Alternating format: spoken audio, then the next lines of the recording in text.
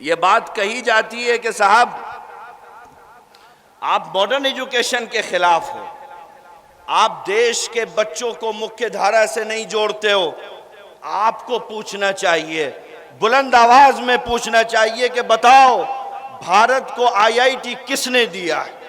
اس دیش کے education system کی بنیادوں کو مضبوط کرنے والی آئی آئی ٹی اگر بھارت میں کسی نے بنائی ہے تو مولانا ابوالکلام آزاد نے بنائی ہے، جو کسی کالج اور یونیورسٹی سے پڑھ کے نہیں آئے تھے بلکہ انہی مدارس اسلامیہ کا پروڈکٹ تھے۔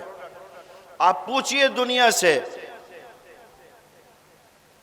یونیورسٹی گرانٹ کمیشن کس نے بنایا ہے؟ یہ جو آر ٹی ای کی بات کرتے ہیں، اس آر ٹی ای کا پرپوزل بھی مولانا آزاد نے 1947 میں رکھا تھا۔ آپ پوچھئے کہ دھرم کے نام پر جب دو ملکوں کو بنایا جا رہا تھا تو ٹو نیشن تھیوری کو ریجیکٹ کرنے والے مولانا حسین احمد مدنی بھی انہی مدارس کے پروڈکٹ تھے۔ آپ کہتے ہو مدرسے ماڈرن ایجوکیشن کے خلاف ہیں، یہ دیش کو مکھیہ دھارا میں پہنچنے سے روکتے ہیں۔ یہ جمعیت علماء ہند کی مختصر سی خدمات تھیں جو میں نے آپ کے سامنے بیان کی۔